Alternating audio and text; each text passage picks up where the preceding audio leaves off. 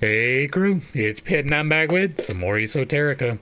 Today, we are diving back into the works of Helena Blavatsky. This is The Secret Doctrine. We are at the end of Book 1. We are reading aloud and discussing as we go along the various points that are brought to light by the text. It is not the format for everyone, but some people seem to find value in it, so you are more than welcome to tag along as we continue our exploration. Before we begin, however, if you are unfamiliar with me, any of my unconventional beliefs, or if at any point in time I lose you in the terminology, there will be several playlists linked in the corner above, in the box down below, along with the original source material, so that you can get a better understanding of who I am and why I say the things that I do. A particular note again today is almost certainly going to be the Esoterica playlist, where I teach people to do magic responsibly. With that being said, let us dive in and continue our exploration of the secret doctrine with summing up.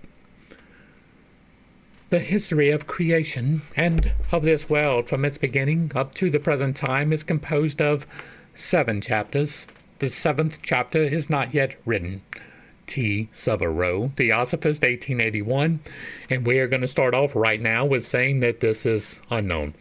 We can make assumptions, we can speculate all that we want, but we do not know. It is entirely possible that there are 7 chapters, but again, we do not know. The first of these 7 chapters has been attempted and is now finished. However incomplete and feeble as an exposition, it is, at any rate, an approximation, using the word in a mathematical sense, to that which is the oldest basis for all the subsequent cosmogonies.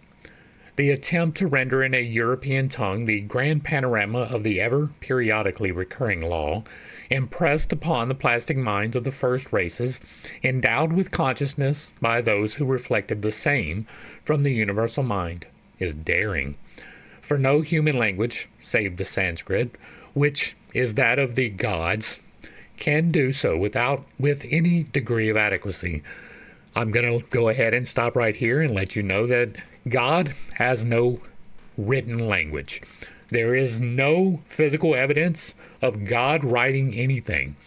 As a matter of fact, you can say that knowledge comes from God. I do, but that does not make it true. Again, that is a speculation. I'd say that the things I speak of come from God because they have been divinely revealed to me, and I have been able to put them into practical application and use them. To assume that just because you believe that a particular language is from the gods does not make it so, and also nothing that has been incarnated on the planet is God. Right? It is a tiny piece of God. Everything is. But there is no full incarnation of any one ever in history that has been a literal God, which is that of the gods, can do so with any degree of adequacy. But the failures of this work must be forgiven for the sake of the motive. As a whole, neither the foregoing nor what follows can be found in full anywhere. It is not taught in any of the 6 Indian schools of philosophy, for it pertains to their synthesis, the 7th, which is the occult doctrine. It is not traced on any crumbling papyrus of Egypt, nor is it any longer graven on Assyrian tile or granite wall. The books of the Vedanta, the last word of human knowledge, give out but the metaphysical aspect of this world, cosmogony, and their priceless thesaurus, the Upanishads, Upanishad being a compound word meaning the conquest of ignorance by the revelation of secret spiritual knowledge. I plan on doing the Vedas next, right? Rig Veda is next. The Upanishads will probably follow that. If there is a better order in which to do things, let me know down below, because I am interested in these things, right? I want to see what they said, not just her interpretation of what they said. So we will be reading them. And so I want to know if there is something with meat then contained in those at all. If not, we're still going to do them, just like we're continuing to do this, despite the fact that she has not revealed much meat at all. right? We have talked about several meaty items, but that has been me talking about other things that are brought to light by the text. If there is some teaching out there with the meat that we are looking for, drop that in the comments for me. All right. The conquest of ignorance by the revelation of a secret spiritual knowledge require now the additional possession of a master key to enable the student to get at their full meaning. The reason for this venture to state here, as I learned it, the reason for this, I venture to state here, as I learned it from a master. The name, Upanishads, is usually translated esoteric doctrine. These treatises form part of the Sruti, or revealed knowledge, revelation, in short, and are generally attached to the Brahmana portion of the Vedas as their third division. We have a footnote on Vedas. The Vedas have a distinct dual meaning, one expressed by the literal sense of the words, the other indicated by the meter and the swara, the intonation, which are as the life of the Vedas. Learned pundits and philologists, of course, deny that swara has anything to do with philosophy or ancient esoteric doctrines. But the mysterious connection between swara and light is one of its most profound secrets. So if swara is intonation, and that has something to do with light, I'm not surprised, because you create your reality, and one of the most effective tools for creating your reality is your voice. It is the amplification of will that you are given in order to create through the toroid of existence exactly what you want. You have to be intentional with it. You have to invest it with energy, but you can do it. You do it whether you realize it or not. When you wake up and you say, oh, it's going to be a shitty day, and then it winds up being a shitty day, it's because you created it. But if you wake up and you're like, it's going to be a wonderful day, it's going to be a wonderful day, no matter what shitty situations come along. You create your reality mostly by the things that you speak aloud. All right, back to the text. There are over 150 Upanishads enumerated by and known to Orientalists, who credit the oldest with being written probably about 600 years BC. But of genuine text, there does not exist a fifth of the number. The Upanishads are to the Vedas what the Kabbalah is to the Jewish Bible. They treat of and expound the secret and mystic meaning of the Vedic texts. They speak of the origin of the universe, the nature of deity, and of spirit and soul, and also of the metaphysical connection of mind and matter. In a few words, they contain the beginning and the end of all human knowledge, but they have now ceased to reveal it since the day of Buddha. If it were otherwise, the Upanishads could not be called esoteric, since they are now openly attached to the sacred Brahmanical books, which have, in our present age, become accessible even to the Malakikas, outcasts, and the European Orientalists. One thing in them, and this is in all the Upanishads, invariably and constantly point to their ancient origin, and proves that they were written, in some of their portions, before the caste system became the tyrannical institution which it still is. I completely agree with the fact that the caste system is fucking horrible. Nobody should be treated as though they are coming in with some kind of karmic debt that will keep them to be a lower class citizen.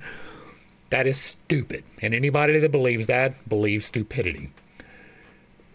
And B, that half of their contents have been eliminated, while some of them were rewritten and abridged. The great teachers of the higher knowledge and the Brahmins are continually represented as going to Kshatriya, military caste, kings to become their pupils.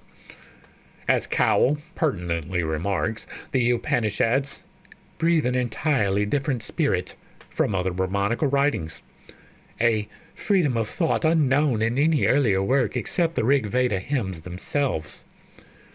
The second fact is explained by a tradition recorded in one of the manuscripts on Buddha's life.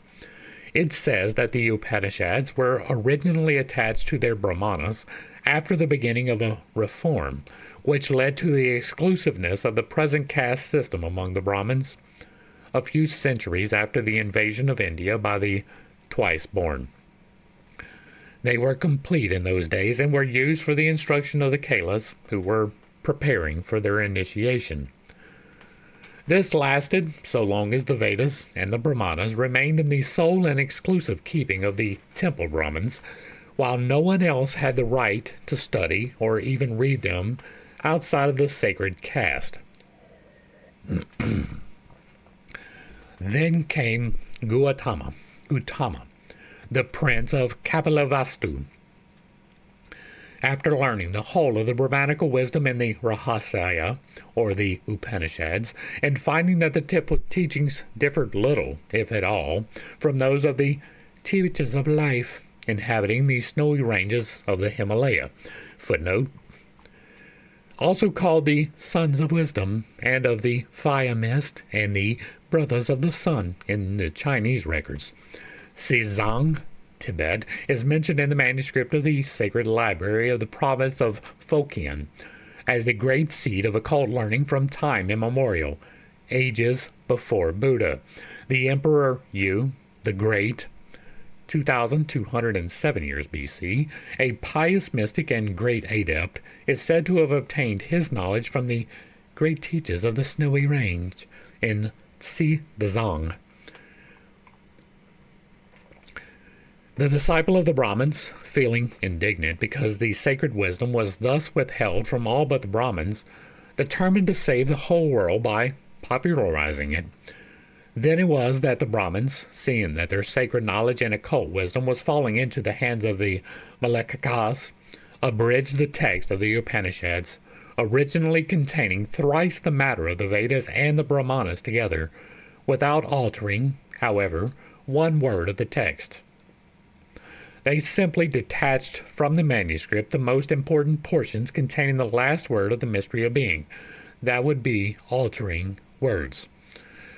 The key to the Brahmanical secret code remained henceforth with the initiates alone, and the Brahmins were thus in a position to publicly deny the correctness of Buddha's teachings by appealing to their Upanishads, silenced forever on the chief questions, such as the esoteric tradition beyond the Himalayas. Sri Sankaracharya, the greatest initiate living in the historical ages, wrote many a Bahasaya in the Upanishads, but his original treatises, as there are reasons to suppose, have not yet fallen into the hands of the Philistines, for they are too jealously preserved in his monasteries, mathams, and there are still weightier reasons to believe that the priceless Bahayashas commentaries on the esoteric doctrine of the Brahmins by their greatest expounder will remain for ages yet a dead letter to most of the Hindus, except the Smartava Brahmins. This sect, founded by Sankaracharya, which is still very powerful in southern India, is now almost the only one to produce students who have preserved sufficient knowledge to comprehend the dead letter of the Bahashayas.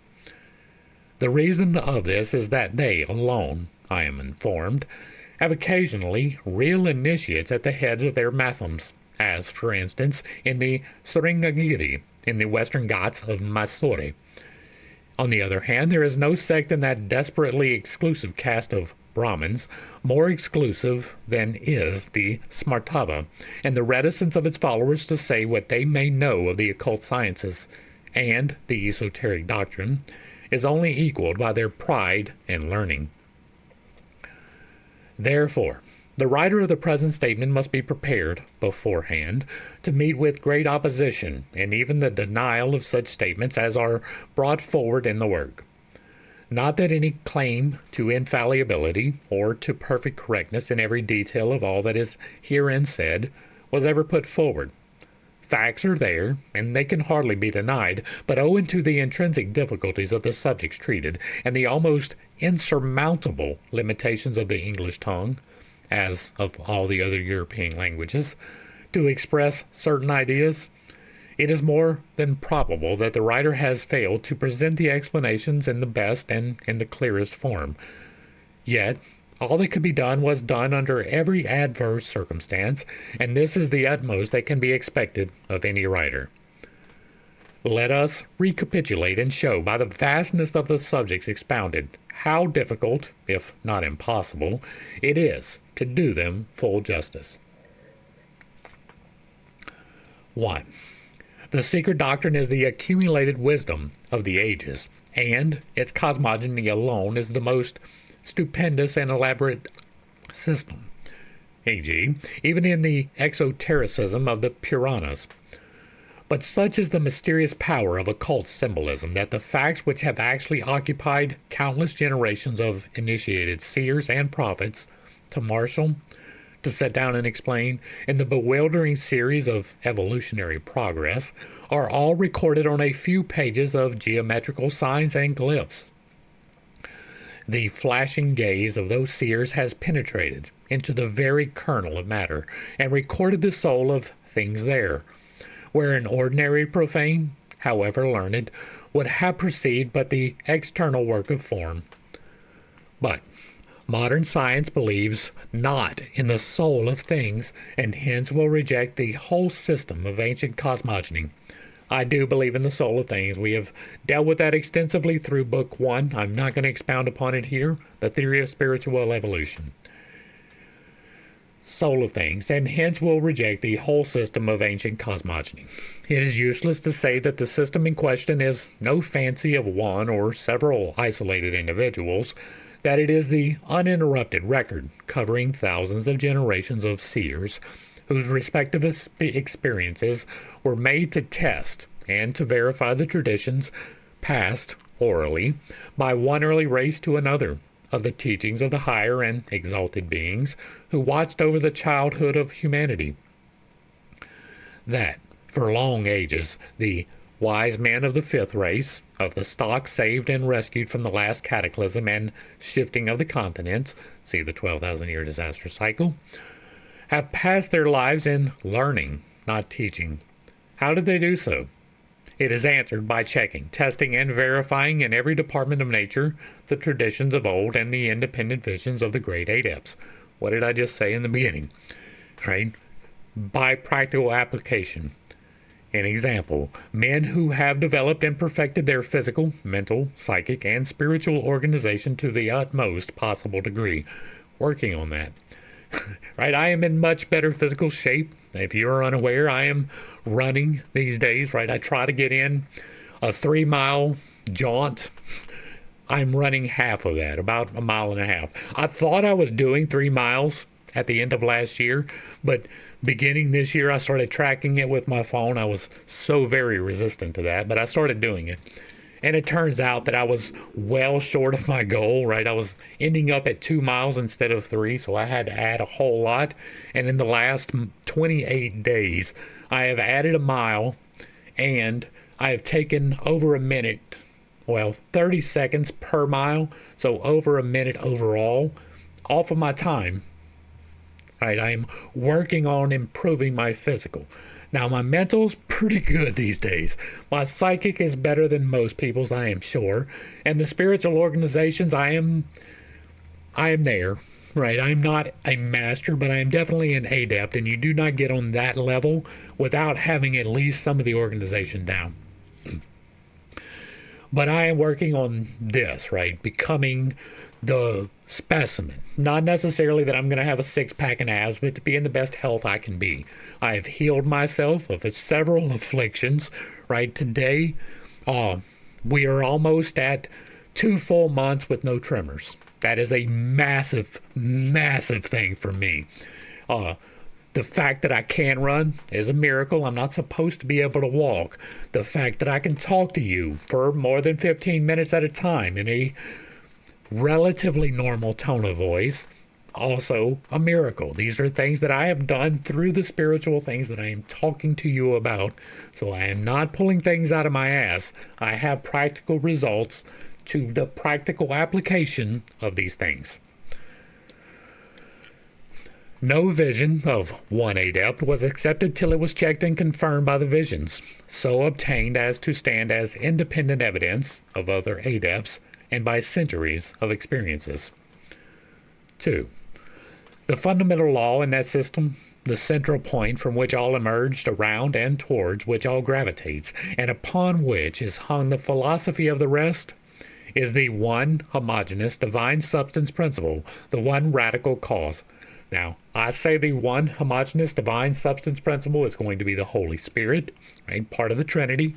The Trinity is the body, the temple of God, the soul, the individualized piece of God that makes the decisions for the temple, and the Spirit. The Spirit is literally everything. Every single atom in existence and all of the space between them. That would be the homogeneous divine substance principle. Some few, whose lamps shone brighter, have been led from cause to nature's secret head, and found that one first principle must be. It is called substance principle, for it becomes substance on the plane of the manifested universe, an illusion, while it remains a principle in the beginningless and endless abstract, visible and invisible space. And again, I do not hold that we are in an illusion. We are here temporarily, but we are fully incarnated while here in a reality that we can actually affect, and so it is not an illusion. It is not a dream. You do not wake up from it, and then life continues, right? It is here. You are here for a purpose. You are here to accomplish specific goals. That varies depending upon your journey. But you are here, incarnated, fully in reality. It is the omnipresent reality, impersonal because it contains all and everything. Its impersonality is the fundamental conception of the system. It is latent in every atom of the universe, and it is the universe itself. See in chapters on symbolism, primordial substance, and divine thought. 3. The universe is the periodical manifestation of this unknown absolute essence. To call it the essence, however, is to sin against the very spirit of the philosophy.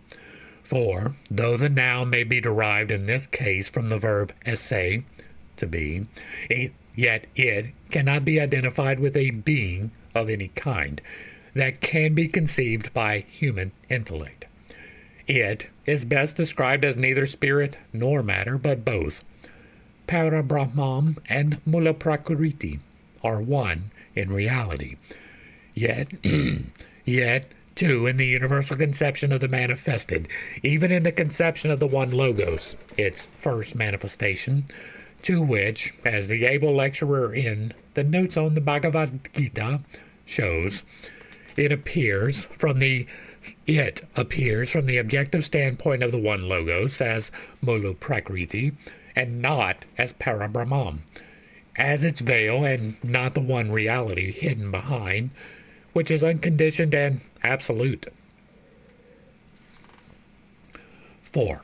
The universe is called, with everything in it, Maya, because all is temporary therein. From the ephemeral life of a firefly to that of the sun, compared to the eternal immutability of the one and the changelessness of that principle, the universe, with its evanescent, ever-changing forms, must be, necessarily, in the mind of the philosopher, no better than a will-o'-the-wisp. Yet the universe is real enough to the conscious beings in it, which are as unreal as itself. We've dealt with that sufficiently. 5. Everything in the universe, throughout all its kingdoms, is conscious. An example, endowed with a consciousness of its own kind and on its own plane of perception. Again, the theory of spiritual evolution. We men must remember that because we do not perceive any signs, which we can recognize, of consciousness, say in stones, we have no right to say that no consciousness exists there. There is no such thing as either dead or blind matter, as there is no blind or unconscious law. These find no place among the conceptions of occult philosophy. The latter never stops at surface appearances, and, for it, the noumenal essences have more reality than their objective counterparts. It resembles therein the medieval nominalist, for whom it was the universals that were the realities, and the particulars which existed in name and only in name and human fancy. 6. The universe is worked and guided from within outwards. As above, so it is below, as in heaven, so on earth. And man, the microcosm and miniature copy of the macrocosm, is the living witness to this universal law and to the mode of its action. We see that every external motion, act, gesture, whether voluntary or mechanical, organic or mental, is produced and preceded by internal feeling or emotion, will or volition, and thought or mind. And no outward motion or change, when normal, in man's external body can take place unless provoked by an inward impulse, given through one of the three functions named. So, with the external or manifested universe, the whole cosmos is guided, controlled, and animated by almost endless series of hierarchies of sentient beings, each having a mission to perform, and who, whether we give them one name or another, and call them Diane Kohans or angels, are messengers, in the sense only that they are the agents of karmic and cosmic laws. They vary infinitely in their respective degrees of consciousness and intelligence, and to call them all pure spirits without any of the earthly alloy, which time is wont to prey upon, is only to indulge in poetical fancy. For each of these beings either was or prepares to become a man, if not in the present, then in the past or coming cycle. Manvantara, again, the theory of spiritual evolution. They are perfected, and when not incipient, men, and differ morally from the terrestrial human beings on their higher, less material spheres, only in that they are devoid of the feeling, of personality, and of the human emotional nature. Two purely earthly characteristics. We will pause right there and point out that that is not necessarily true. There are accounts, whether or not you give them any credence, of inimical beings with emotions, right? Several beings have been recorded that were hateful, many of them that were jealous, several of them that are wrathful. These things are emotions. If these entities were real, they expressed emotion. That doesn't mean that they are bad necessarily. They may not be aligned for the betterment of mankind. They may be aligned for the detriment of mankind. But they have emotions. The former, or the perfected, have become free from those feelings because A, they have no longer fleshy bodies, an ever-numbing weight of the soul, and B, the pure spiritual element being left untrammeled and more free, they are less influenced by Maya than man can ever be, unless he is an adept who keeps his two personalities, the spiritual and the physical, entirely separated. I don't know about that either. I don't believe that you have to keep those two separated. I believe that they are intrinsic to each other, but that you probably do not realize the interconnectedness of them. It is impossible to separate faith from action, right? If you are truly faithful, you are working in action. And so it is impossible to separate those two. It is impossible to separate action from faith, even if you don't express faith, right? You have faith that every time that you get in a car, it's going to crank, that it's going to perform the way it's supposed to, that it is not going to lead you to be in a wreck. That is faith, even if it is a minor expression of it.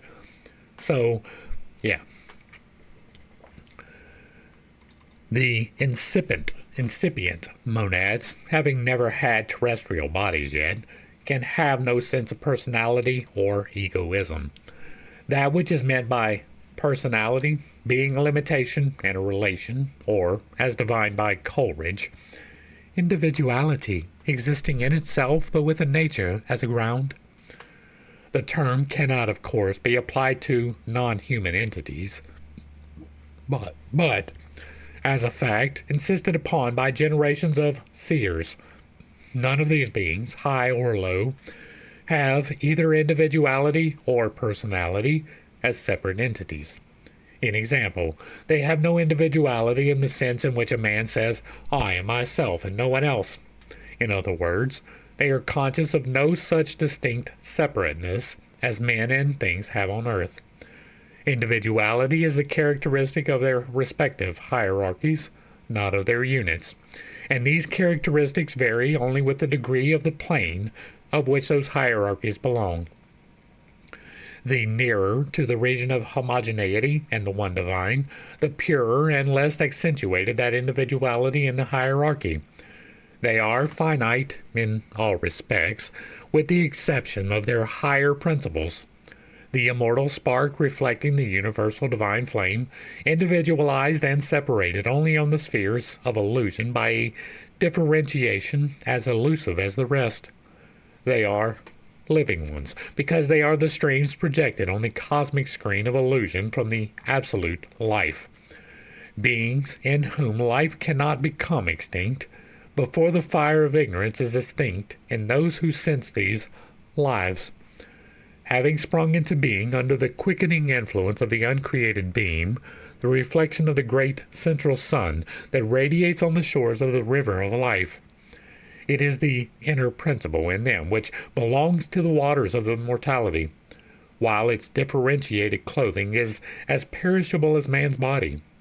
Therefore, Young was right in saying that angels are men of a superior kind, and no more.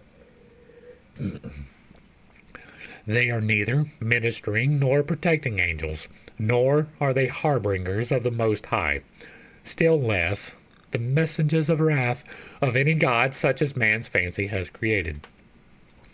This is directly related to what I was talking about earlier, and you don't have to believe that these accounts are true, but it is recorded accounts that it is true.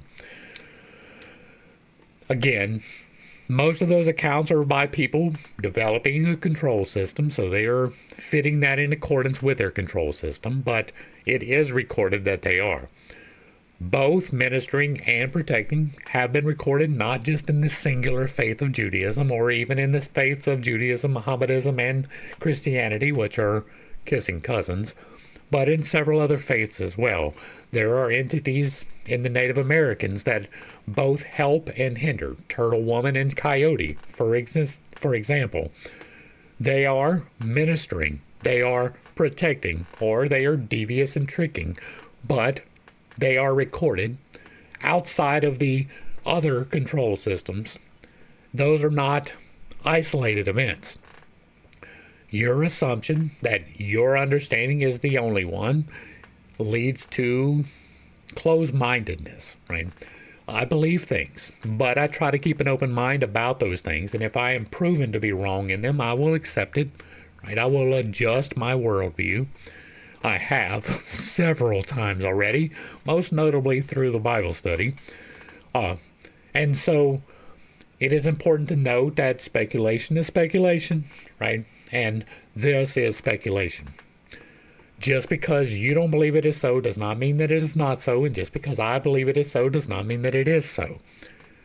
There are recordings of people that support the ideas that you are dismissing here. To appeal to their protection is as foolish as to believe that their sympathy may be secured by any kind of propitiation, for they are, as much as man himself is, the slaves and creatures of immutable karmic and cosmic law. That is probably mostly true, right? But I am fully convinced that the understanding of karma is not correct in its entirety, right? I do not believe that you were born with a cosmic debt from your parents, for instance. Now, you may become a recipient of that debt through the way that you were raised, but you are not born that way. That is important. That is a fundamental misunderstanding of karma for a lot of people. Not necessarily everyone, but many. many people who believe in karma. They also believe that it is some thing that they can just invoke, which is wild, but whatever. The reason for it is evident. Having no elements of personality in their essence, they can have no personal qualities, such as attributed by men in their exoteric religions to their anthropomorphic God. A jealous and exclusive God who rejoices and feels wrathful, is pleased with sacrifice, and is more despotic in his vanity than any finite, foolish man. Again, if that is confusing to you, you should definitely check out the Bible study where we did 161 videos of me leaving Christianity for reasons like this. Man, as shown in Book 2, being a compound of the essences of all those celestial hierarchies, may succeed in making himself, as such, superior, in one sense, to any hierarchy or class or even combination of them. Man can neither propitiate nor command the devas, it is said. And that I do believe, right? You can make requests and things of that nature. Now, I don't have a lot of contact. I have had exactly one angelic experience. The angel came, told me I was going to spread the word of God, and then left. There was no interaction between us. I did not attempt to command it. I have opened myself up through my meditative practices to the entities, both on the 6th and the 7th plane. I have had no takers of that. So, I cannot speak with authority on either one of those. I can speculate, and I do. You can probably not propitiate. The level of command is going to be dependent upon the plane of existence. More than likely, it is through Isis Unveiled, which we have also done by Ms. Blavatsky here. We saw that there are people who communicate with entities that are probably on the 6th plane of existence, which would be disincorporated spirits of once mortal beings, and the level of the elementals, right? The salamanders and things of that nature. There is a measure of command that can be there, whereas the 7th realm of existence probably does not have that level of command. Those are the angels and the demons, right? The aliens, or whatever you want to call them, genie, things of that nature, which have a better understanding of things than the elementals appear to, and act with more authority. And so, I think that's pretty clear. But by paralyzing his lower personality and arriving thereby at the full knowledge of the non-separateness of his higher self from the one absolute self, man can, even during its terrestrial life, become as one of us. Thus, it is by eating of the fruit of knowledge which dispels ignorance that man becomes like one of the Elohim, or the Dhyanis. And once on their plane, the spirit of solidarity and perfect harmony, which reigns in every hierarchy, must extend over him and protect him in every particular. The chief difficulty which prevents men of science from believing in divine as well as in nature spirits is their materialism. The main impediment before the spiritualist which hinders him from believing in the same while preserving a blind belief in the spirits of the departed is the general ignorance of all, except some occultist and Kabbalist, about the true essence and nature of matter. It is on the acceptance or rejection of the theory of the unity of all in nature in its ultimate essence that mainly rests the belief or unbelief in the existence around us of other conscious beings besides the spirits of the dead. It is on the right comprehension of the primeval evolution of spirit matter and its real essence that the student has to depend for the further elucidation in his mind of the occult cosmogony, and for the only sure clue which can guide his subsequent studies. In sober truth, as just shown, every spirit, so called, is either a disembodied or a future man. as from the highest archangel, Diane Cohen, down to the last conscious builder, the inferior class of spiritual entities. All such are men, having lived eons ago in other manvantaras, or this or other spheres. So, the inferior, semi-intelligent, and non-intelligent elementals are all future men. That fact alone, that a spirit is endowed with intelligence, is a proof that, to the occultist, that the being must have been a man, and acquired his knowledge and intelligence throughout the human cycle. That is an assumption that is almost certainly incorrect. I believe that we are here incorporated in a reality. Now, I do believe that the soul existed prior to being here and that it will go somewhere when you leave. When the soul disincorporates from the temple and reunifies with the spirit divine, I believe that you acquire the knowledge and intelligence that we are lacking here on this plane. It is possible that you do not receive that right away, but I don't believe that. It is entirely possible that the beings that exist upon the sixth level of existence, which are the disincorporated spirits and the elementals, have a limited understanding of the things, the knowledge that they acquire. Simply because they are still dealing with the mortal spectrum, right? I believe that when we return to the divine, we don't go to the sixth level. We may come back to the sixth level, but that you choose to remain there because of your spirit and the things in your life. So you see the hauntings that happen because of unfinished business, right? That is you choosing to be on the sixth plane of existence. I believe that we, incorporated here on the fifth plane, will return to the eighth plane.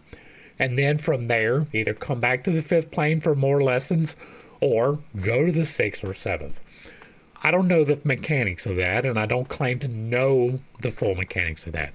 It is something that I speculate upon, but it is not really that important, right? You are here on this plane to accomplish specific things, learn specific lessons. Your goal should be to do that. You should try to be the best you that you can possibly be. Every single time, regardless of anything around you. There is but one indivisible and absolute omniscience and intelligence in the universe, and this thrills throughout every atom and infinitesimal point of the whole finite cosmos, which hath no bounds, and which people call space, considered independently of anything contained in it. But the first differentiation of its reflection in the manifested world is purely spiritual, and the beings generated in it are not endowed with a consciousness that has any relation to the one we conceive of. They can have no human consciousness or intelligence before they have acquired such personally and individually. This may be a mystery, yet it is a fact in esoteric philosophy, and a very apparent one too. The whole order of nature evinces a progressive march towards a higher life. I believe that. There is design in the action of these seemingly blindest forces. I believe that. The whole process of evolution with its endless adaptations is a proof of this. The immutable laws that weed out the weak and feeble species to make room for the strong, and which ensure the survival of the fittest, though so cruel in their immediate action, are all working towards the grand end. The very fact that adaptations do occur, that the fittest do survive in the struggle for existence, shows that what is called unconscious nature, footnote, nature taken in its abstract sense cannot be unconscious, as it is the emanation from, and thus an aspect, on the manifested plane, of the absolute consciousness. Where is that daring man who would presume to deny to vegetation and even to minerals a consciousness of their own? All he can say is that this consciousness is beyond his comprehension. I believe that. I agree. Shows that what is called unconscious nature is, in reality and aggregate, the forces manipulated by semi-intelligent beings. elementals, guided by high planetary spirits, dying koans, whose collective aggregate forms the manifested verbum of the unmanifested logos, and constitutes at one and the same time the mind of the universe and its immutable law.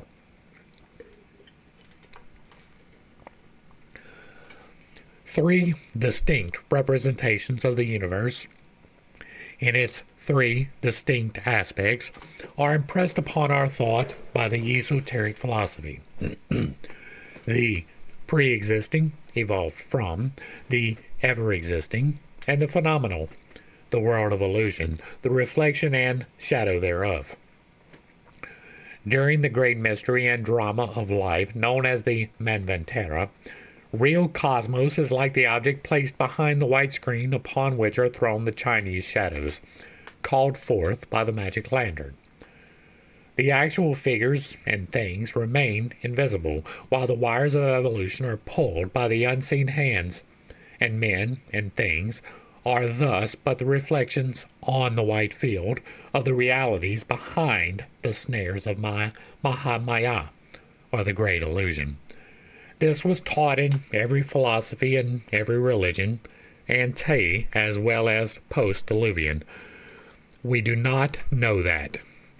In India and Chaldea, by the Chinese as by the Grecian sages. That we do know. In the former countries, these three universes were allegorized in exoteric teaching by the three trinities emanating from the central eternal germ and forming with it a supreme unity, the initial, the manifested, and the creative triad, or the three in one. The last is but the symbol, in its concrete expression, of the first ideal two.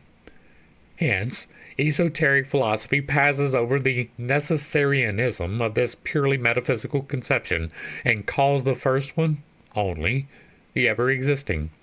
This is the view of every one of the six great schools of Indian philosophy, the six principles of that unit body of wisdom, of which the gnosis, the hidden knowledge, is the seventh. The writer hopes that, superficially handled as may be the comments on the seven stanzas, enough has been given in the cosmogonic portion of the work to show archaic teachings to be more scientific, in the modern sense of the word, on their very face than any other ancient scriptures left to be regarded and judged on their exoteric aspect. Since, however, as confessed before, this work withholds far more than it gives out, the student is invited to use his own intuitions.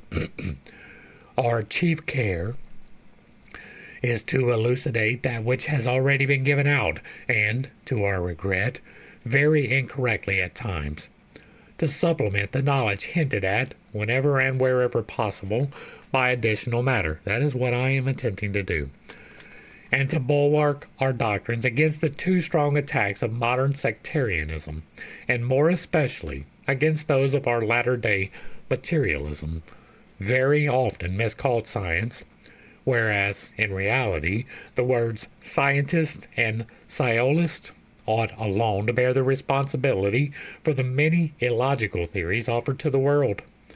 In its great ignorance, the public, while blindly accepting everything that emanates from authorities, and feeling it to be its duty to regard every dictum coming from a man of science as proven fact, the public, we say, is taught to scoff at anything brought forward from heathen sources.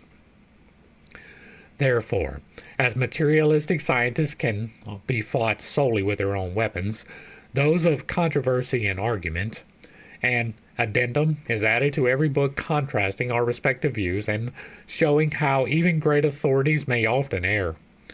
We believe that this can be done effectually by showing the weak points of our opponents and by proving their too frequent sophisms, made to pass for scientific dicta, to be incorrect. We hold to Hermes and his wisdom in its universal character, they to Aristotle as against intuition and the experience of the ages, fancying that truth is the exclusive property of the Western world. Hence the disagreement. As Hermes says, knowledge differs much from sense, for sense is of things that surmount it, but knowledge, is the end of sense. An example of the illusion of our physical brain and its intellect, thus emphasizing the contrast between the laboriously acquired knowledge of the senses and mind, manas, and the intuitive omniscience of the spiritual divine soul, buddhi. If you are interested in more Hermes Trismegistus, we have a whole playlist, but he is contained in the ancient playlist ancient lore playlist as well. Whatever may be the destiny of these actual writings in a remote future, we hope to have proven so far the following facts. 1. The secret doctrine teaches no atheism, except in the Hindu sense of the word, nastika, or the rejection of idols, including every anthropomorphic god. In this sense, every occultist is a nastika. It admits a logos, or a collective creator of the universe, a demi-ergos, in the sense implied when one speaks of an architect as the creator of an edifice, whereas that architect has never touched one stone of it, but, while furnishing the plan, left all the manual labor to the masons. In our case, the plan was furnished by the ideation of the universe, and the constructive labor was left to the host of intelligent powers and forces. But that demiurgos is no personal deity. In example, an imperfect, extra-cosmic god, but only the aggregate of the Dayan Kohans and the other forces. As to the latter, 3. They are dual in their character, being composed of a. The irrational, brute energy inherent in matter, and b. The intelligent soul or cosmic consciousness which directs and guides that energy, and which is the Dayan Kohanic thought reflecting the ideation of the universal mind. This results in a perpetual series of physical manifestations and moral effects on Earth during manvantaric periods, the whole being subservient to karma. As that process is not always perfect, and since, however, many proofs it may exhibit of a guiding intelligence behind the veil, it still shows gaps and flaws and even results, very often, in evident failures. Therefore, neither the collective host, demiurgos, nor any of the working powers individually are proper subjects for divine honors or worship. All are entitled to the grateful reverence of humanity, however, and man ought to be ever striving, with the help of divine evolution of ideas, by becoming to the best of his ability a co-worker with nature in the cyclic task. The ever unknowable and incognizable Karana alone, the causeless cause of all causes, should have its shrine and altar on the holy and untrodden ground of our heart, invisible, intangible, unmentioned, save through the still small voice of our spiritual consciousness. Those who worship before it ought to do so in the silence and the sanctified solitude of their souls. Footnote: When thou prayest, thou shalt not be as the hypocrites are, but enter into thine inner chamber, and having shut thy door, pray to thy Father which is in secret. Matthew 6.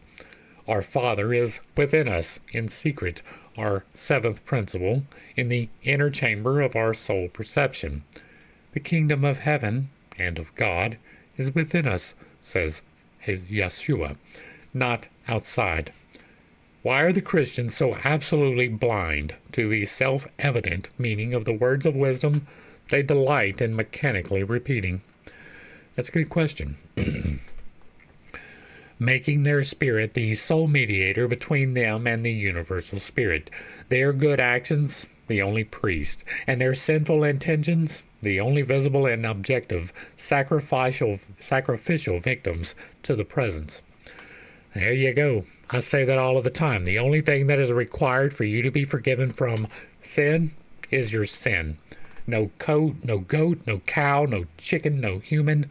Nothing had to die for you to be forgiven from sin, and that is biblical. 4. Matter is eternal. It is the upati, the physical basis, for the one infinite, universal mind to build thereon its ideations. Therefore, the esotericists maintain that there is no inorganic or dead matter in nature, the distinction between the two made by science being as unfounded as it is arbitrary and devoid of reason. Whatever science may think, however, and exact science is a fickle name, as we all know by experience, occultism knows and teaches differently from time immemorial, from Manu and Hermes down to Paracelsus and his successors. Thus, Hermes, the thrice great Trismegistus, says, "O my son, matter becomes. Formerly it was, for matter is the vehicle of becoming." Footnote. And again, we have dealt with Hermes Trismegistus. Most of the works, I believe, are in the Ancient Lore playlist. If there are more, definitely let me know. Footnote. The late Mrs. Dr. Kingsford, the able translator and compiler of the Hermetic fragments, see the Virgin of the World, remarks in a footnote, Dr. Menard observes that in Greek the same word signifies to be born and to become. The idea here is that the material of the world is in its essence eternal, but that before creation or becoming, it is in a passive and motionless condition. Thus it was before being put into operation. Now it becomes, that is, it is mobile and progressive. I don't necessarily agree that before my atoms were my atoms, that they were motionless. And she adds the purely Vedantic doctrine of the Hermetic philosophy that creation is thus the period of activity, manvantara, of God, who, according to Hermetic thought, or which, according to the Vedantin, has two modes, activity or existence. God evolved, dus explicitus, and passivity of being, pralaya, God involved, duus implicitus. Both modes are perfect and complete, as are the waking and sleeping states of man. Fichte, in the German philosopher, distinguished being, Sein, as one, which we know only through existence, Dasein, as the manifold. This view is thoroughly Hermetic. The ideal forms are the archetypal and formative ideas of the Neoplatonist, the eternal and subjective concepts of things subsisting in the divine mind prior to becoming. All right, where was I? Right here. Okay. Becoming is the mode of activity of the uncreate deity. Having been endowed with the germs of becoming, matter, objective, is brought into birth, for the creative force fashions it according to the ideal forms. Matter not yet engendered had no form. It becomes when it is put into operation. The definitions of Asclepios. Everything is the product of the one universal creative effort. There is nothing dead in nature. Everything is organic and living, and therefore the whole world appears to be a living organism. Paracelsus, Philosophia, and Athenaeus. The universe was evolved out of its ideal plan, upheld through eternity in the unconsciousness of that which the Vedantins call Parabrahm. This is practically identical with the conclusions of the highest Western philosophy. The innate, eternal, and self-existing ideas of Plato, now reflected by von Hartmann. The unknowable of Herbert Spencer bears only a faint resemblance to that of transcendental reality, believed in by the occultist, often appearing merely a personification of a force behind phenomena, an infinite and eternal energy, from which all things proceed, while the author of the Philosophy of the Unconscious has come, in this respect only, as near to a solution of the great mystery as mortal man can. Few are those, whether in ancient or medieval philosophy, who have dared to approach the subject or even hint at it. Paracelsus mentions it inferentially His ideas are admirably synthesized by Dr. F. Hartman, FTS, in his Life of Paracelsus. All the Christian Kabbalists understood well the Eastern root idea. The active power, the perpetual motion of the great breath, only awakens cosmos at the dawn of every new period, setting it into motion by means of two contrary forces. Footnote. The centripetal and centrifugal forces, which are male and female, positive and negative, spiritual and physical, the two being the one primordial force, and thus causing it to become objective on the plane of illusion. In other words, that dual motion transfers cosmos from the plane of the eternal ideal into that of the finite manifestation, or from the noumenal to the phenomenal plane. Everything that is, was, and will be, eternally is, even the countless forms, which are finite and perishable only in their objective, not their ideal form. They existed as ideas in the eternity. Footnote.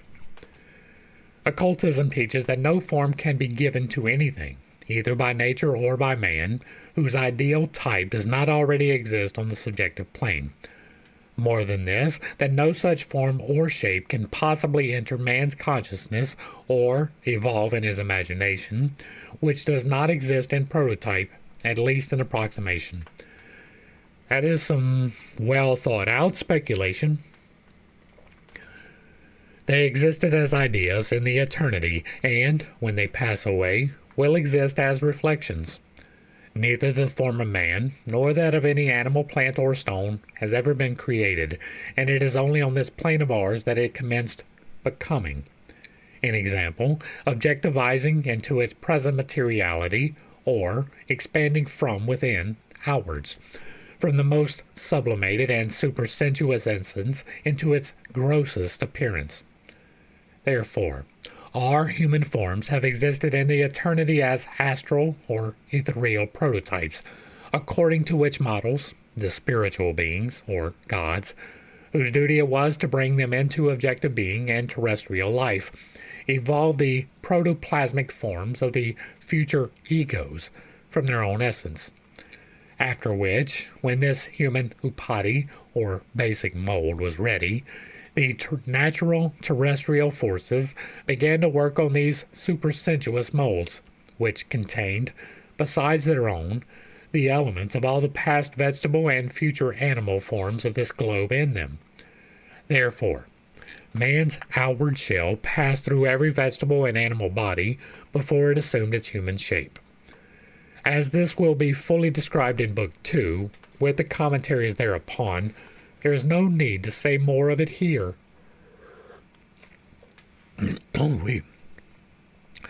According to the Hermetico-Kabbalistic philosophy of Paracelsus, it is Heliaster, the ancestor of the just-born protyle, introduced by Mr. Crookes in chemistry, or primordial protomateria, that evolved out of itself the cosmos. This is talking about atoms, right? The individual elemental atoms, which they were just beginning to have an understanding of in 1888 when this was written. When evolution took place, the Heliaster divided itself, melted, and dissolved, developing from within itself the ideos, or chaos, called, respectively, Mysterium Magnum, Iliados, Limbus Major, or primordial matter. This primordial essence is of a monistic nature, and manifests itself not only as vital activity, a spiritual force, an invisible, incomprehensible, and indescribable power, but also as vital matter of which the substance of living beings consists. In this ideos of primordial matter, or the proto-ilios, which is the matrix of all created things, is contained the substance from which everything is formed.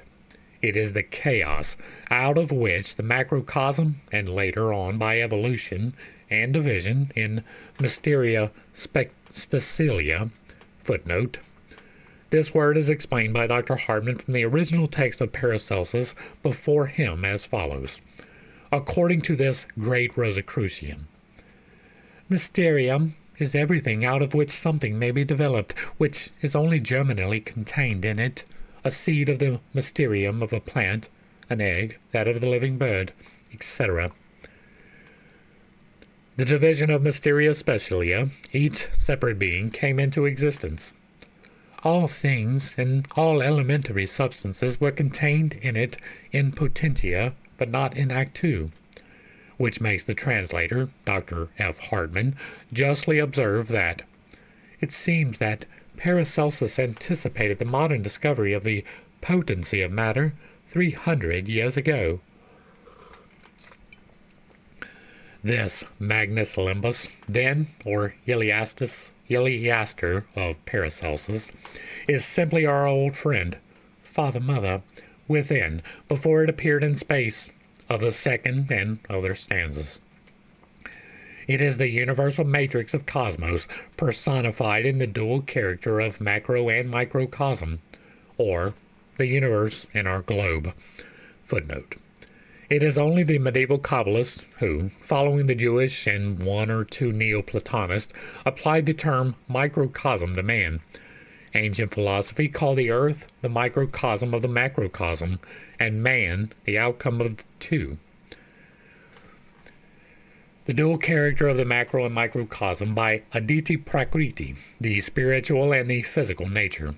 For we find it explained in Paracelsus that the Magnus Limbus is the nursery out of which all creatures have grown, in the same sense as the tree grows out of a small seed, with the difference, however, that the great limbus takes its origin from the word, while the limbus minor, the terrestrial seed or sperm, takes it from the earth. The great limbus is the seed out of which all beings have come, and the little limbus is each ultimate being that reproduces its form, and that has itself been produced by the great. The latter possesses all the qualifications of the great one, in the same sense as a son has an organization similar to that of his father. See comment book 2, paragraph 3. As Eleaster dissolved, Ares, the dividing, differentiating, and individualizing power, Fohat, another old friend, began to act. All production took place in consequence of separation. They were produced out of the eidos, the element of fire, water, air, and earth, whose birth, however, did not take place in a material mode or by simple separation, but by spiritual and dynamical, not even complex combinations, e.g., mechanical mixture as opposed to chemical combination. Just as fire may come out of a pebble or a tree out of a seed, although there is originally no fire in the pebble nor a tree in the seed. Spirit is living, and life is spirit, and life and spirit, prakriti purusha, produce all things, but they are essentially one and not two. The elements, too, each have each one its own Eleaster, because all of the activity of matter in every form is only an effluvium of the same fount. But as from the seeds grow the roots with their fibers, and after that the stalk with its branches and leaves, and lastly the flowers and seeds, likewise all beings were born from the elements, and consist of the elementary substances out of which other forms may come into existence, bearing the characteristics of their parents.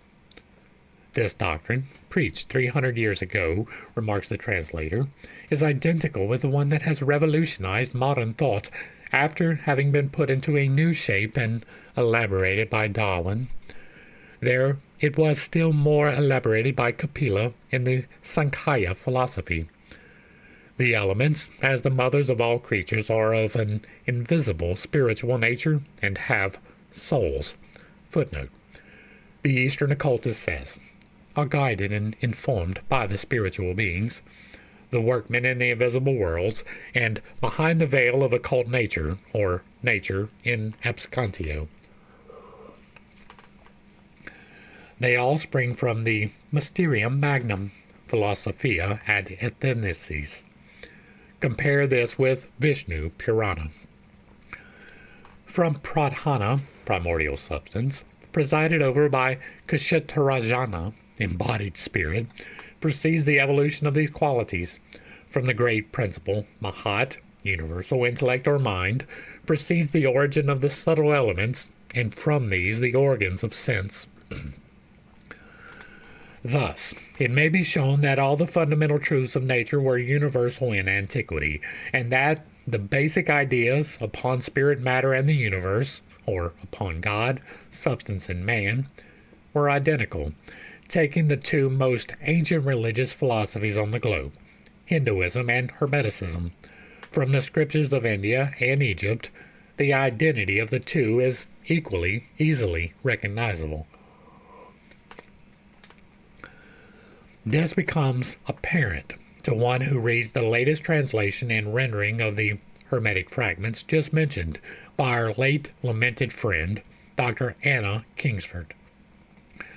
Disfigured and tortured as these have been in their passage through sectarian Greek and Christian hands, the translator has most ably and intuitionally seized the weak points and tried to remedy them by the means of explanations and footnotes.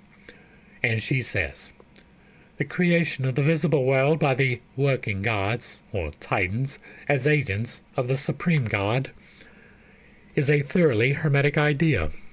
God has a footnote. The frequent expression in the said fragments to which we take exception. The universal mind is not a being or God. As agents of the supreme God is a thoroughly Hermetic idea, recognizable in all religious systems, and in accordance with modern scientific research, which shows us everywhere the divine power operating through natural forces.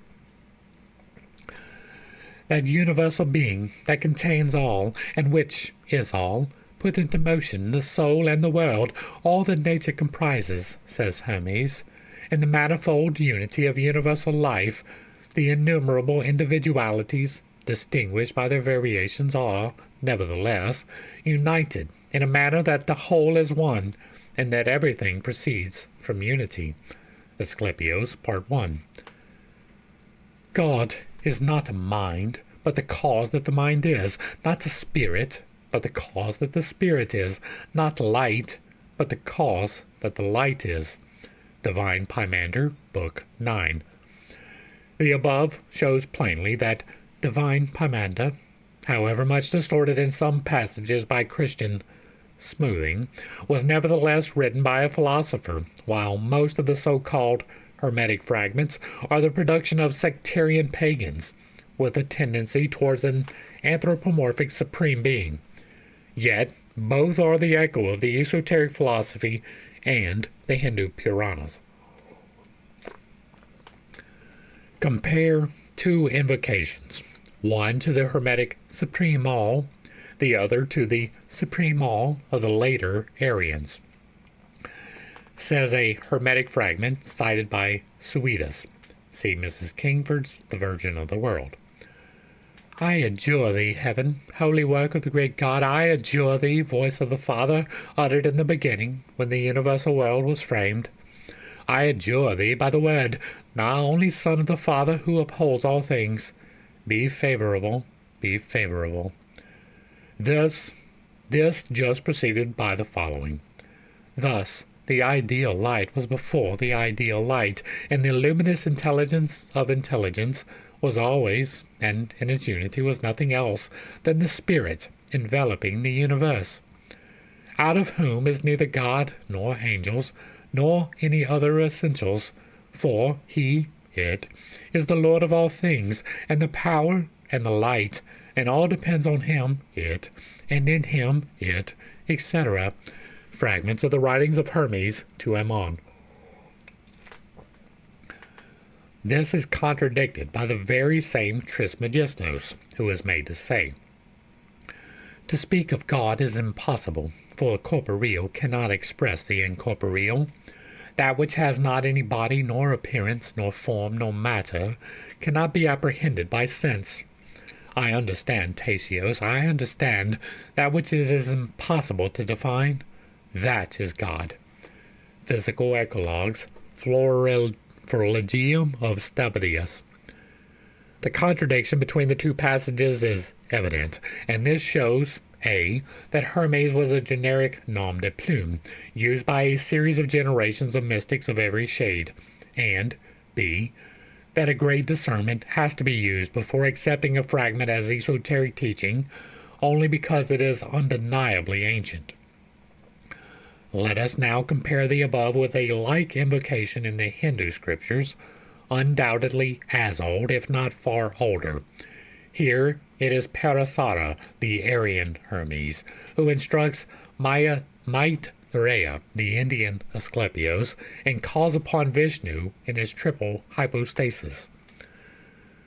Glory to the unchangeable, holy, eternal, supreme Vishnu of one universal nature, the mighty over all, to him who is Hiranyagarbhana, Hari and Sankara, Brahma, Vishnu, and Siva, the creator, the preserver, and the destroyer of the world, to Vasudeva, the liberator of his worshippers, to him whose essence is both single and manifold, who is both subtile and corporeal, indiscreet and discreet, to Vishnu, the cause of final emancipation, the cause of the creation, existence, the end of the world, who is the root of the world and who consists of the world.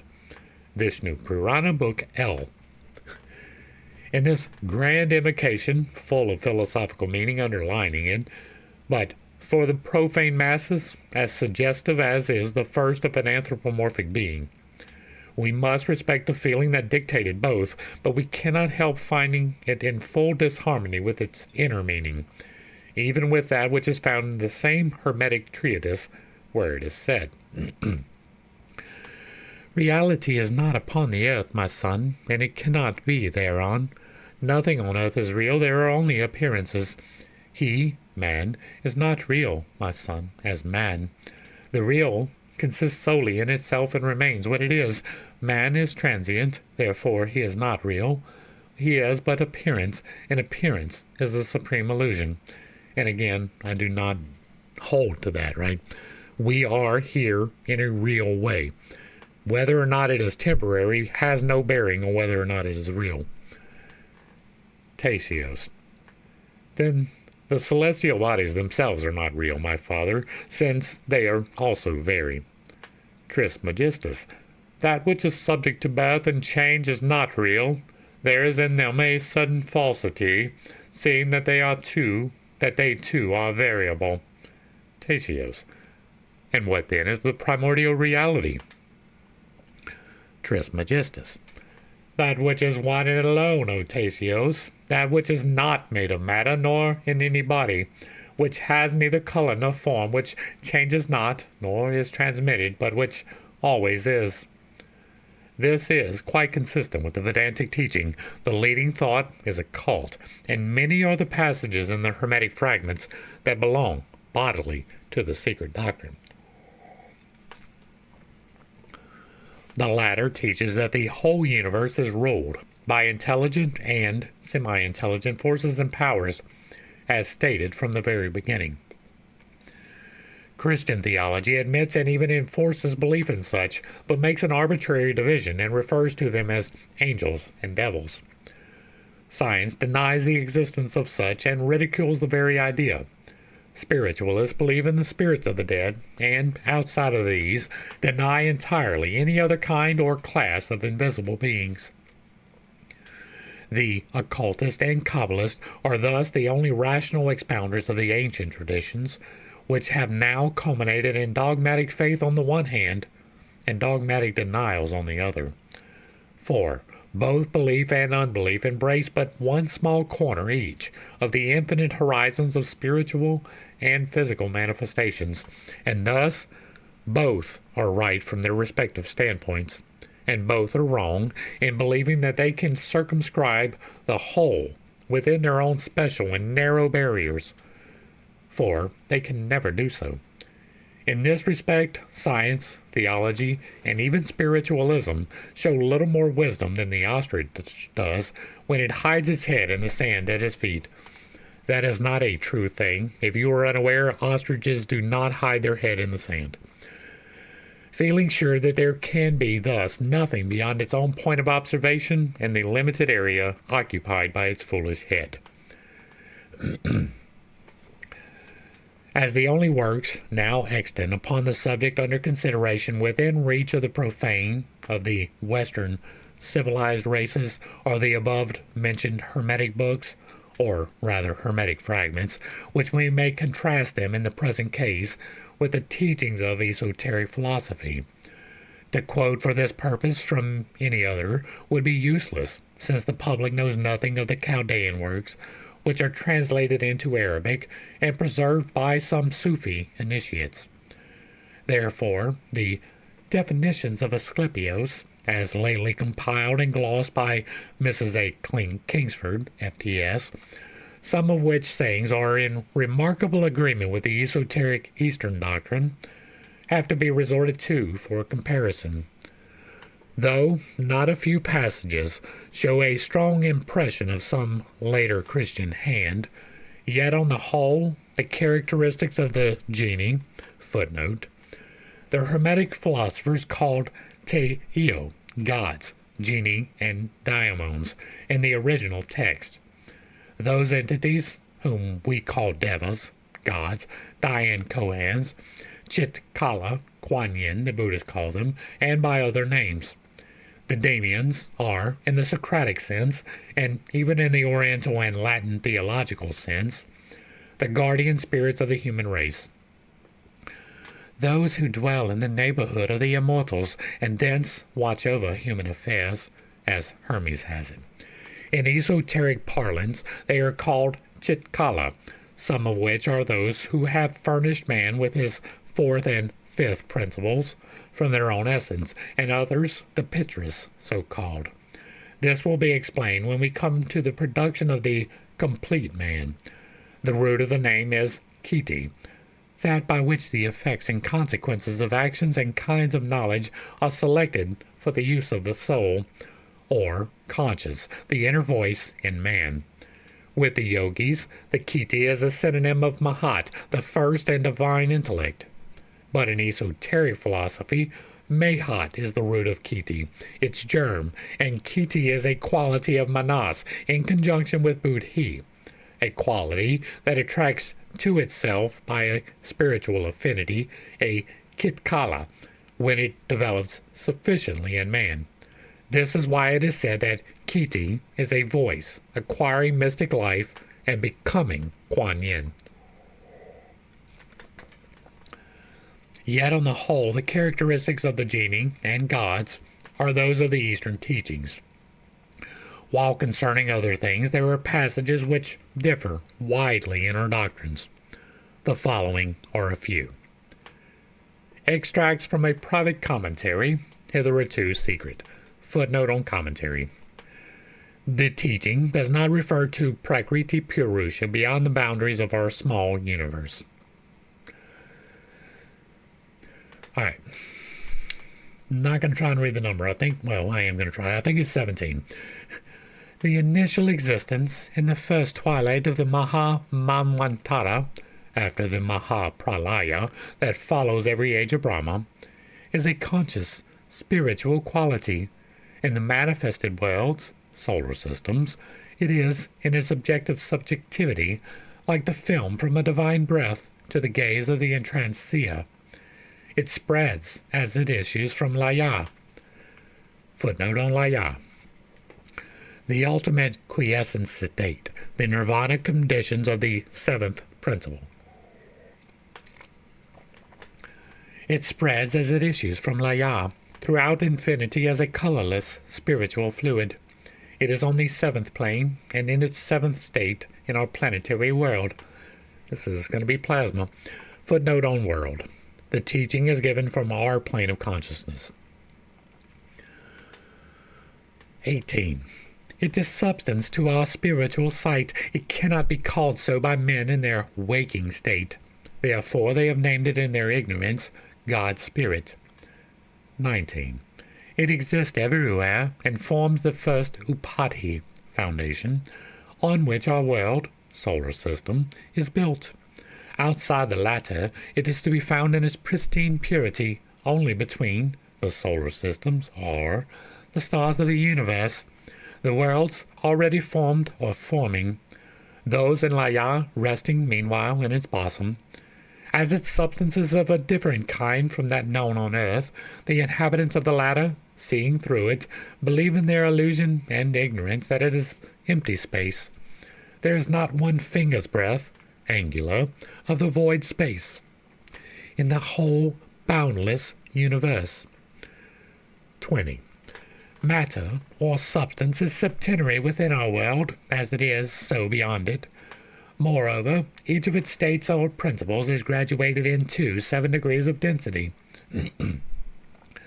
Surya, the sun, in its visible reflection, exhibits the first or lowest state of the 7th, the highest state of the universal presence, the pure of the pure, the first manifested breath of the ever unmanifested Sat, Venus. All the central physical or objective suns are, in their substance, the lowest state of the first principle of the breath, nor are any of these any more than the reflections of their primaries, which are concealed from the gaze of all but the Dayan Kohans, whose corporeal substance belongs to the 5th division of the 7th principle of the mother substance, and is, therefore, 4 degrees higher than the solar reflected substance. As there are 7 Dhatu, principal substances in the human body, so there are 7 forces in man and in all nature. 21. The real substance of the concealed sun is a nucleus of the mother's substance. Footnote. Or the dream of science, the primeval, really homogeneous matter which no mortal can make objective in this race or round either. It is the heart and the matrix of all the living and existing forces in our solar universe. It is the kernel from which proceed to spread on their cyclic journeys all the powers that set in action the atoms in their functional duties, and the focus within which they again meet in their 7th essence every 11th year. He who tells thee he has seen the sun, laugh at him. Footnote. Vishnu, in the form of the solar active energy, neither ever rises nor sets, and is at once the 7-fold sun and distinct from it. Vishnu Purana. Laugh at him as if he had said that the sun moves really onwards on his diurnal path. 23. It is on account of his septenary nature that the sun is spoken of by the ancients as one who is driven by 7 horses equal to the meters of the Vedas, or, again, that though he is identified with the 7 Gayana classes of being in his orb, he is distinct from them. Footnote. In the same manner as man approaches a mirror placed upon a stand, beholds in it his own image, so the energy or reflection of Vishnu, the sun, is never disjoined, but remains in the sun as in the mirror that is there stationed. He is distinct from them as he is indeed, as also that he has 7 rays, or indeed he has. 25. The 7 beings in the sun are the 7 holy ones, self-born from the inherent power of the matrix of mother substance. It is they who send the 7 principal forces, called rays, which, at the beginning of Pralaya, will center into 7 new suns for the next Manvantara. The energy from which they spring into consciousness existence in every sun is what some people call Vishnu, see footnote below, which is the breath of the absoluteness. We call it the one manifested life, itself a reflection of the absolute. 26. The latter must never be mentioned in words or speech, lest it should take away some of our spiritual energies that aspire towards its state, gravitating ever onward unto it, spiritually, as the whole physical universe gravitates towards its manifested center, cosmically. 27. The former, the initial existence, which may be called while in this state of being the one life, is, as explained, a film for creative or formative purposes. It manifests in 7 states, which, with their septenary subdivisions, are the 49 fires mentioned in the sacred books. Footnote. In Vishnu and other Puranas. 29. The first is the mother, prima materia. Separating itself into its primary 7 states, it proceeds down cyclically when, footnote, see the hermetic nature going down cyclically into matter when she meets heavenly man. It proceeds down cyclically when, having consolidated itself in its last principle as gross matter, it revolves around itself and informs, with the 7th emanation of the last, the first and the lowest element, the serpent biting its own tail. In a hierarchy or order of being, the 7th emanation of a last principle is A. In the mineral, the spark that lies latent in it, and is called to its evanescent being by the positive awakening of the negative, and so forth. B. In the plant, it is that vital and intelligent force which informs the seed, and develops it into the blade of grass, or the root and sapling. It is the germ which becomes the upadhi of the 7 principles of the thing it resides in, shooting them out as the latter grows and develops. C. In every animal it does the same. It is its life principle and vital power, its instinct and qualities, its characteristics and special idiosyncrasies. D. To man, it gives all that it bestows on all the rest of the manifested units in nature, but develops, furthermore, the reflection of all its 49 fires in him. Each of his 7 principles is an heir in full to, and a partaker of, the 7 principles of the Great Mother, the breath of her first principle in his spirit, Atma. Her second principle is Buddhi, soul. We call it, erroneously, the 7th. The third furnishes him with A, the brain stuff on the physical plane, and B, with the mind that moves it, which is the human soul, according to his organic capacities. E. It is the guiding force in the cosmic and terrestrial elements. It resides in the fire provoked out of its latent into active being. For the whole of the 7 subdivisions of the principle reside in the that's not a footnote, it's a blank. Subdivisions of the principle reside in the terrestrial fire. It whirls in the breeze, blows with the hurricane, and sets the air in motion. Which element participates in one of its principles also? Proceeding cyclically, it regulates the motion of the water, attracts and repels the waves. Footnote. The writers of the above knew perfectly well the physical cause of the tides, of the waves, etc. It is the informing spirit of the whole cosmic solar body that is meant here, and which is referred to whenever such expressions are used from the mystic point of view. Attracts and repels the waves according to fixed laws of which its 7th principle is the informing soul. F. Its 4 higher principles contain the germ that develops into the cosmic gods. Its 3 lower ones breathe the lives of the elements, elementals. G. In our solar world, the one existence is heaven and the earth, the root and the flower, the action and the thought. It is in the sun, and is as present in the glow worm. Not an atom can escape it. Therefore the ancient sages have wisely called it the manifested God in nature. It may be interesting, in this connection, to remind the reader of what Mr. Subarow said of the forces mystically defined. See 5 Years of Theosophy and the 12 Signs of the Zodiac. Thus, he says, Kanya, the 6th sign of the Zodiac, or Virgo, means a virgin and represents Sakti, or Mahamaya. The sign is the 6th rasi, or division, and indicates that there are 6 primary forces in nature, synthesized by the 7th. These Saktis stand as follows. Parasakti, literally the great or supreme force or power. It means and includes the powers of light and heat. Jnana Sakti, the power of intellect, of real wisdom or knowledge. It has two aspects. The following are some of its manifestations when placed under the influence or control of material conditions. A. The power of the mind in interpreting our sensations.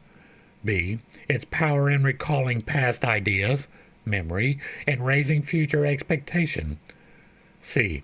Its power as exhibited in what are called by modern psychologists the laws of association, which enables it to form persisting connections between various groups of sensations and possibilities of sensations, and thus generate the notion or idea of an external object. D. Its power in connecting our ideas together by the mysterious link of memory, and thus generating the notion of self or individuality.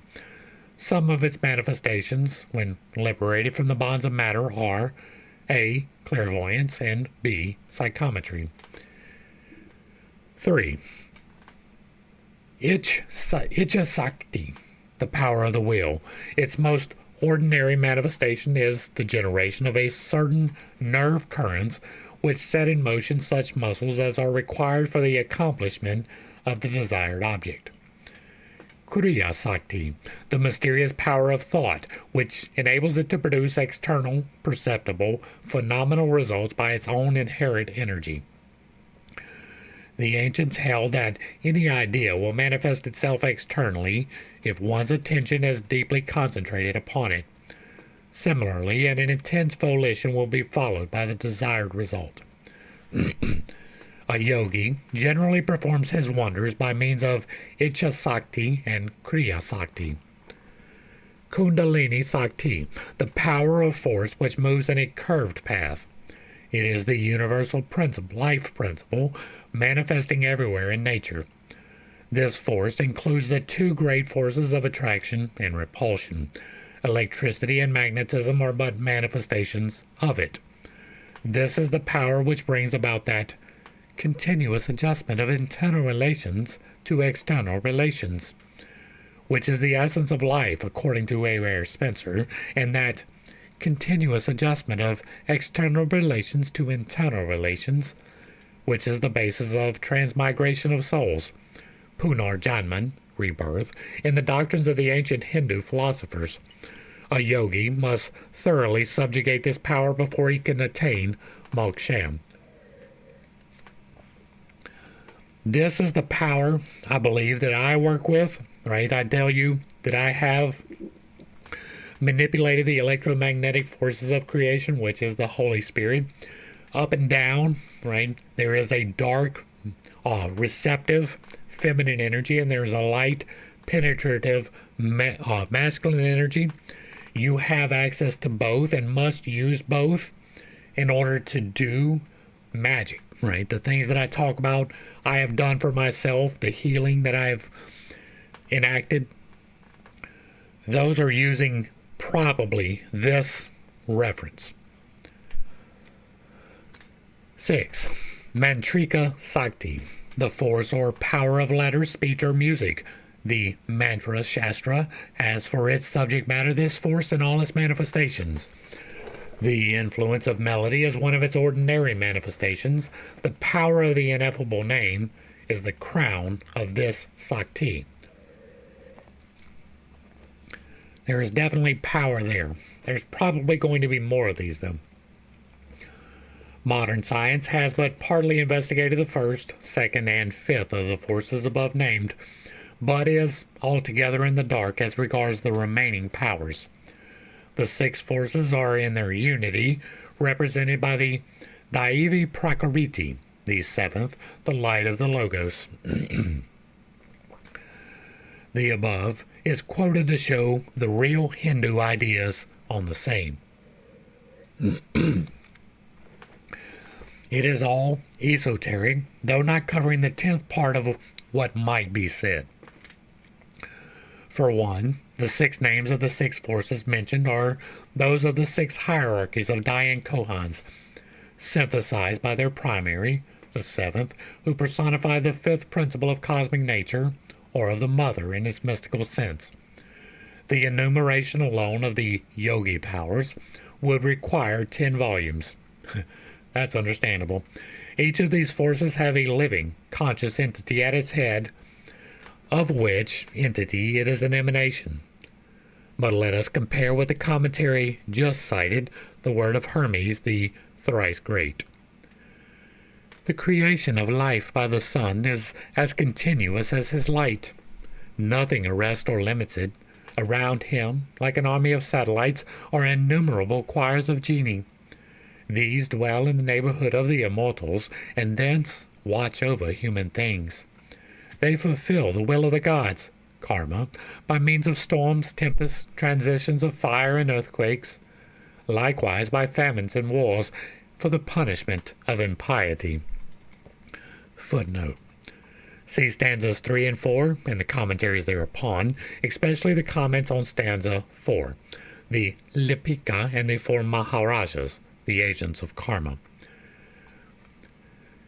It is the sun who preserves and nourishes all creatures, and even as the ideal world, which environs the sensible world, fills this last with the plenitude and universal variety of forms, so also the sun, enfolding all in his light, accomplishes everywhere the birth and development of creatures. Under his orders is the choir of genii, or rather the choirs, for there are many and diverse, and their number corresponds to that of the stars. Every star has its genii, good and evil by nature, or rather by their operation, for operation is the essence of genii. All these genii preside over mundane affairs. Footnote. And gods or deities too, not only the genii or guided forces. Preside over mundane affairs, they shake and overthrow the constitution of states and of individuals. They imprint their likeness on our souls. They are present in our nerves, our marrow, our veins, our arteries, our very brain substance. At the moment when each of us receives life and being, he is taken in charge by the genii, elementals, who preside over births. Footnote. The meaning of this is that man is composed of all the great elements, fire, air, water, earth, and ether. The elementals, which belong respectively to these elements, feel attracted to man by reason of their coessence. That element which predominates in a certain constitution will be the ruling element throughout life. For instance, if a man has a preponderance of the earthly, gnomic element, the gnomes will lead him towards assimilating metals, money, and wealth, and so on. Animal man is the son of the animal elements out of which his soul, life, was born, and animals are the mirrors of man, says Paracelsus, De Fundamento Sapientiae. Paracelsus was cautious and wanted the Bible to agree with what he said, and therefore did not say all. The next footnote will be cyclic progress and development. Who preside over births, and who are classed beneath the astral powers, superhuman astral spirits. They change perpetually, not always identically, but revolving in circles. That was the footnote. They permeate by the body 2 parts of the soul, that it may receive from each the impress of his own energy. But the reasonable part of the soul is not subject to the genii. It is designed for the reception of the God. Footnote. The God in man, and often the incarnation of a God, a highly spiritual Dayan Kohan in him, besides the presence of his own 7th principle. The reception of the God who enlightens it with a sunny ray. But those who are thus illumined are few in number, and from them the genii abstain, for neither genii nor gods have any power in the presence of a single ray of God. That would explain a lot. Footnote. Now, what God is meant here? Not God the Father, the anthropomorphic fiction, for that God is the Elohim collectively, and has no being apart from the host. Besides, such a God is finite and imperfect. It is the high initiates and adepts who are meant here by those men few in number, and it is precisely those men who believe in gods and know no God, but one universal, unrelated, and unconditioned deity.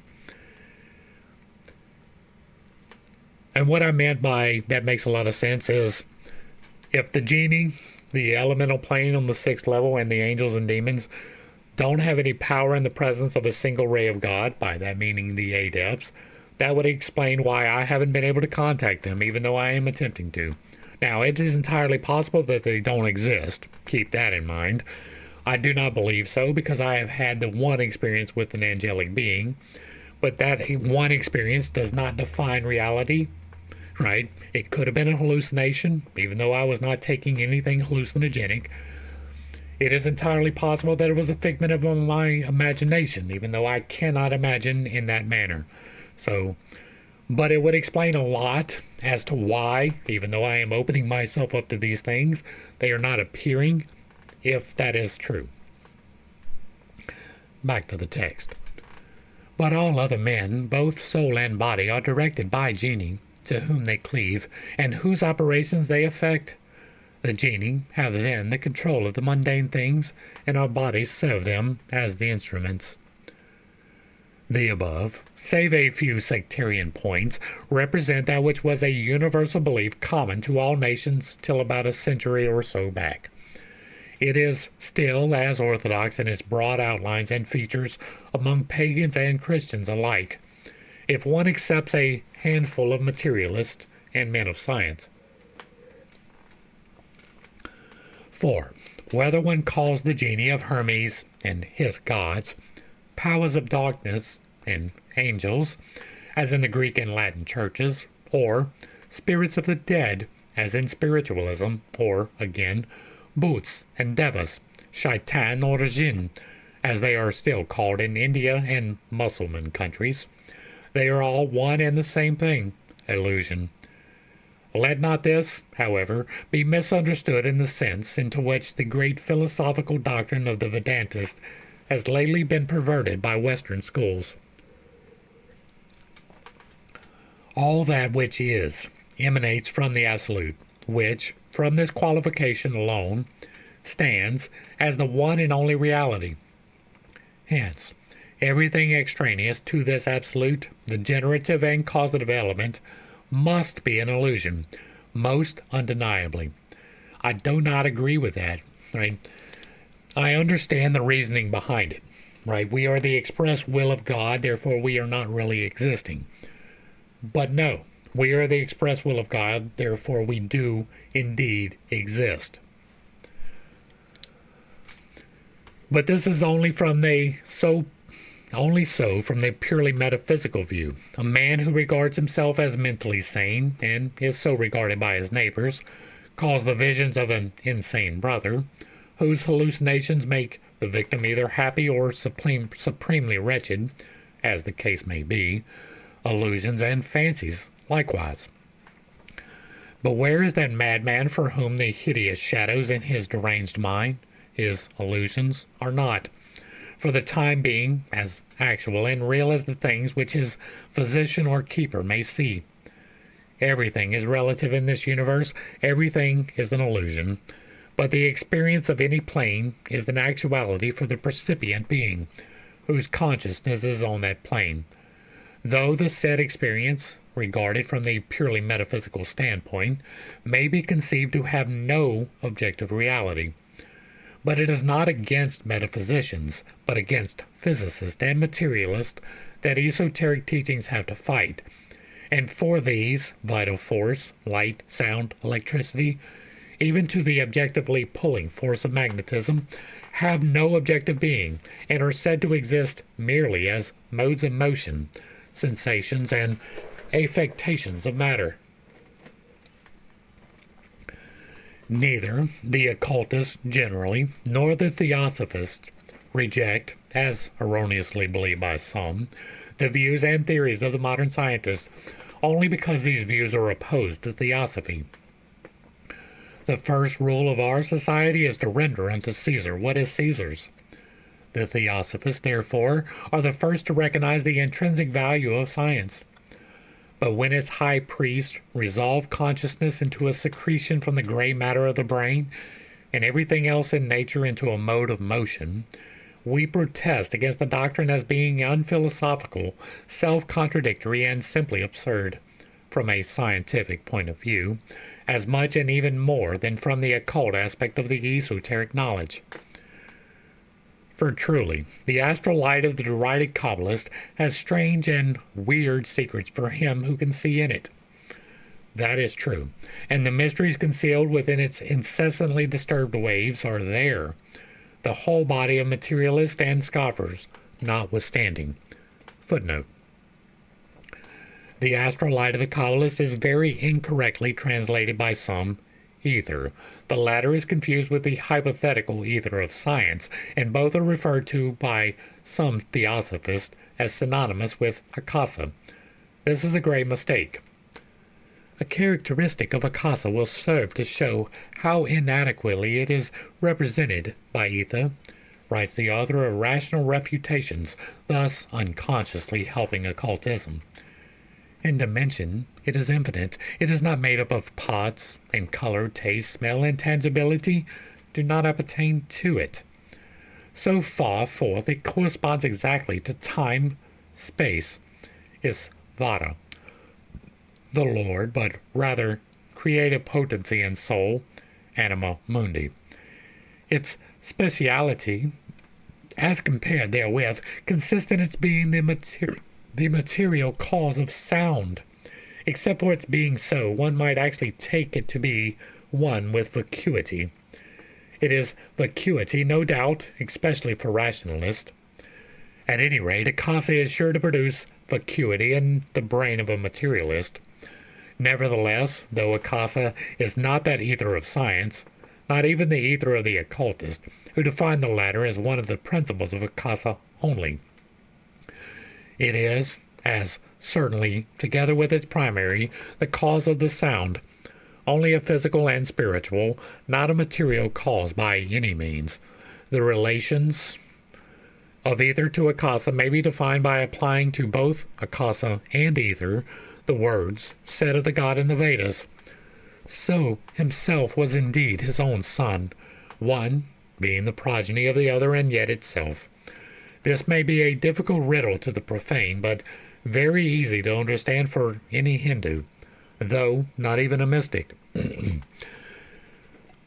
I am not sure about the definition of Akasa, but to me, the Holy Spirit is literally every atom in existence, and all of the space between those atoms. It is electromagnetism in part and parcel. The soul, the part that navigates the body, doesn't actually make the things happen. Your breathing, while you can take control of it, is mainly controlled by the Holy Spirit. It is the part that turns the now into the next. And while it is not fully defined by electricity, it is electricity. While it is not fully defined by magnetism, it is magnetism. It is the interaction between the two. It is the part that takes your food and turns it into fuel. It's the part that distributes your oxygen to the parts of your body. It is also, in my estimation, the plasma from which we have formed everything, both the active and inactive plasma. And so I agree with this in part, and I disagree in part. These secrets, along with many other mysteries, will remain non-existent to the materialist of our age, in the same way as America was a non-existent myth for Europeans during the early part of the medieval ages, whereas Scandinavians and Norwegians had actually reached and settled in that very old New World several centuries before. But as a Columbus was born to rediscover and to force the old world to believe in antipodal countries, so there will be born scientists who will discover the marvels now claimed by occultists to exist in the regions of ether, with their varied and multiform denizens and conscious entities. Thence, then nolens volens science will have to accept the old superstition, as it has several others. And, having been once forced to accept it, judging from past experience, its learned professors will, in all probability, as in the case of mesmerism and magnetism, now rebaptized hypnotism, father the thing and reject its name. The choice of a new appellation will depend, in its turn, on the modes of motion, the new name for the older automatic physical processes among the nerve fibrils of the scientific brain of Moll shot, as also very likely upon the last meal of the namer, since, according to the founder of the new hylo-idealistic scheme, cerebration is generically the same as chilification. Footnote. National Reformer. Thus, were one to believe this preposterous proposition, the new name of the archaic thing would have to take its chance on the inspiration of the namer's liver, and then only would these truths have a chance of becoming scientific. But truth, however distasteful to the generally blind majorities, has always had her champions ready to die for her. It is not the occultist who will protest against adoption by science under whatever new name. But, until absolutely forced on the notice and acceptance of the scientist, many an occult truth will be tabooed, as the phenomena of the spiritualist and other psychic manifestations were, to be finally appropriated by its ex-traducers without the least acknowledgment or thanks. Nitrogen has added considerably to chemical knowledge, but its discoverer, Paracelsus, is to this day called a quack.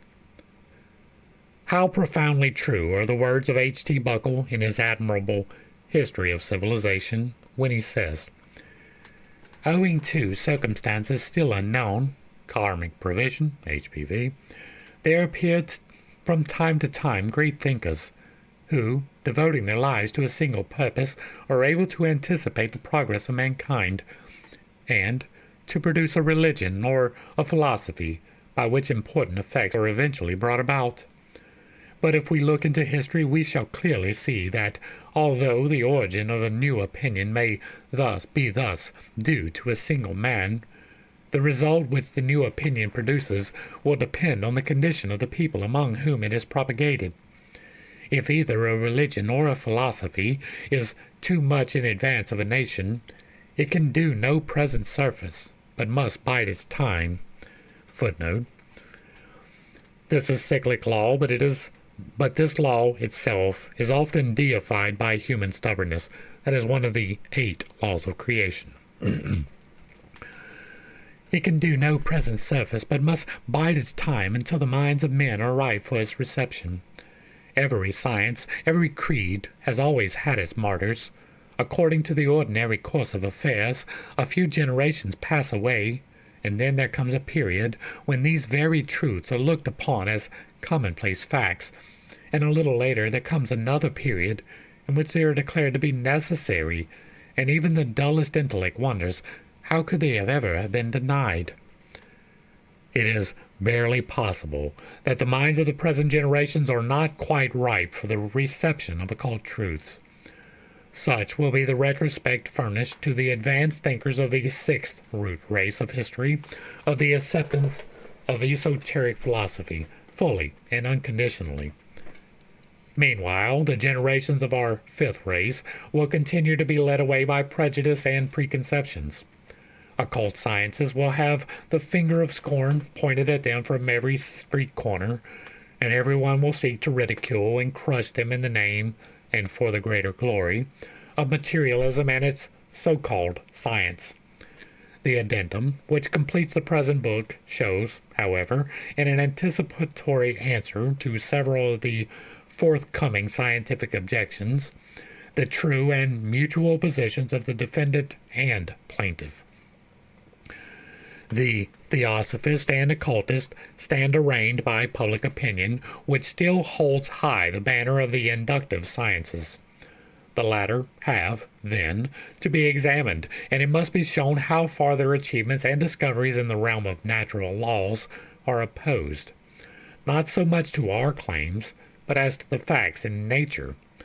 The hour has now struck to ascertain whether the walls of the modern Jericho are so impregnable that no blast of the occult trumpet is ever likely to make them crumble.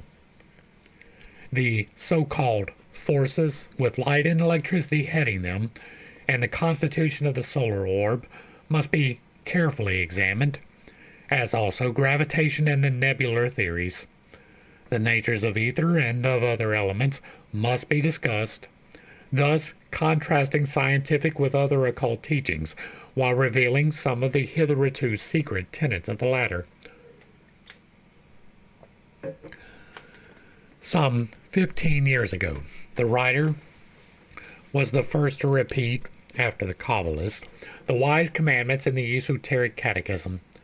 Close thy mouth, lest thou shouldst speak of this, the mystery, and thy heart, lest thou should think it aloud.